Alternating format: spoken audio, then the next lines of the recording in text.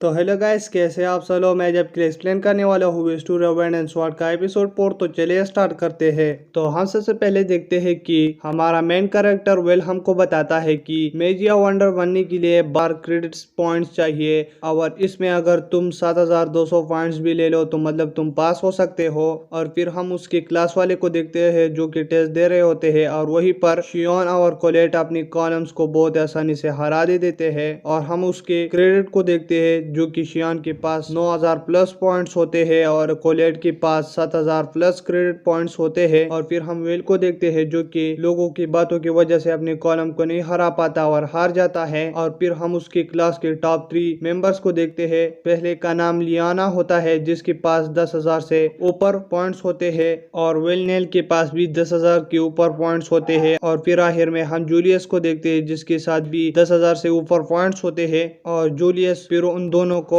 Challenge देता है Mejia wonder बनने के लिए, और वो दोनों भी एक्सेप्ट कर देते हैं। और फिर हम वेल को देखते हैं जो कि कह रहा होता है कि मतलब हर कोई मेजिया वंडर का सपना देख रहा होता है, लेकिन मैं तो ग्रेजुएशन भी नहीं कर पाऊंगा और ये मेरा लास्ट साल है। और फिर हम उसके पॉइंट्स को देखते हैं जो कि तकरीबन 5000 से ऊपर होते हैं, और वो कहता है कि मैं ग्रेजुएट कर पाऊंगा या नहीं। और वहीं पर जूलियस आ जाता है और उसे कहता है कि मेरे रास्ते से हट जाओ। और फिर वेल माफी मांगते हुए उसके रास्ते से हट जाता है। और फिर हम कोलेट और वेल को देखते हैं जहां पर वो खाना खा रहे होते हैं। तो वहीं पर कोलेट वेल से कहने लगती है कि तुम ग्रेट मैजिक फेस्टिवल में हिस्सा ले सकते हो और वो अभी आ रहा है। तो वेल कहने लगता है कि मैं उसमें हिस्सा नहीं ले सकता। और ग्रेट मैजिक फेस्टिवल तो वो है जो कि हमारी एकेडमी में 2 साल में एक बार होता है, और उसमें तो मैजिशियन को चुना जाता है और मैं तो मैजिक यूज नहीं कर सकता। और तुम्हें पहली बार याद है ना जब मैंने हिस्सा लिया था और मैं कितना शर्मिंदा हुआ था, तो इस बार भी मैं शर्मिंदा हूँगा।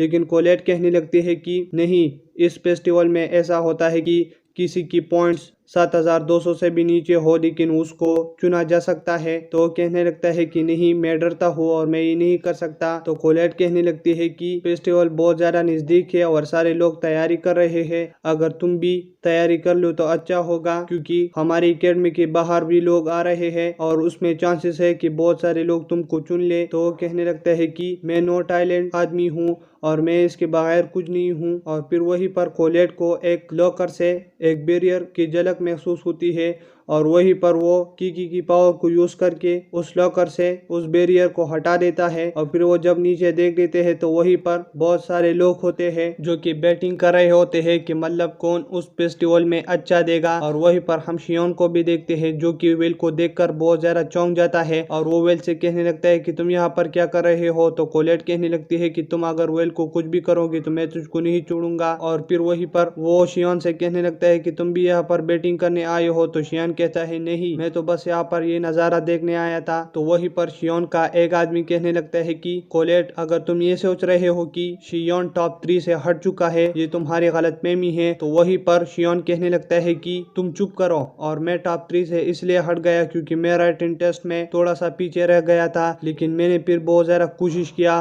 और मैं मैजिक में उनके बराबर हूँ, और हम मैजिक वाली दिन देखेंगे कि मतलब कौन जीतेगा। तो फिर हम कोलेट और वेल को क्लासरूम पर देखते हैं जहाँ पर कोलेट वेल से कहने लगता है कि तुम कहाँ जा रहे हो। तो वेल कहने लगता है कि मैं जीनिया के रेस्ट रूम में जा रहा हूँ। और फिर हम जीनिया के रेस्ट रूम में देखते हैं जहाँ पर वेल जीनिया का हाथ बटा रहा होता है, और वहीं पर सारे ड्रॉप्स का पी रहे होते हैं। और फिर वहाँ पर एक डॉब्स वेल से कहने लगता है कि मतलब ये तुम्हारे लिए बहुत ज्यादा मुश्किल होगा कि तुम सुबह न्यूज़पेपर बेचते हो और फिर स्कूल चले जाते हो और फिर शाम जीनिया के साथ हाथ बटाते हो। तो वो कहने लगता है कि मेरा स्कॉलरशिप नहीं लगा, इसकी वजह से मैं इतना ज्यादा काम कर रहा हूँ कि मैं अपना फीस जमा करूँ। तो जीनिया कहने लगती है कि जल्दी से काम करो, और तुम्हारा दोस्त तुमसे ज्यादा काम कर रहा है। और वहीं पर हम उसके दोस्त रोस्टी को देखते हैं जो कि वेल के साथ हाथ बटा रहा होता है। और फिर हम देखते हैं कि वहाँ पर जूलियस आ जाता है, और जूलियस अपने साथियों से कह रहा होता है कि मतलब ये तुमने मुझको कहाँ पर लाया और ये कौन सी जगह है, और ये तो ड्रॉप्स की जगह है, इतनी सी बेकार जगह में तुमने मुझको लाया। और फिर वहाँ पर सारे लोग उसको बहुत ज्यादा गौर से देख रहे होते हैं। तो जूलियस कहने लगता है कि तुम मेरी तरफ ऐसे क्यों देख रहे हो, और तुम्हें तो हमारा शुक्रिया अदा करना चाहिए क्योंकि तुम दूसरी दुनिया से यहाँ पर भाग कर आए हो और हमने तुमको जगह दी है। और फिर वेल हमको बताता है कि सेलेस्टियल ने डॉब्स की सारी जगह को तबाह किया था, तो इसकी वजह से डॉब यहीं पर आ गए, तो यहाँ पर इनकी कोई भी इज्जत नहीं होती। और फिर वेल का दोस्त रोस्टी उनके लिए कुछ खाना ले जाता है।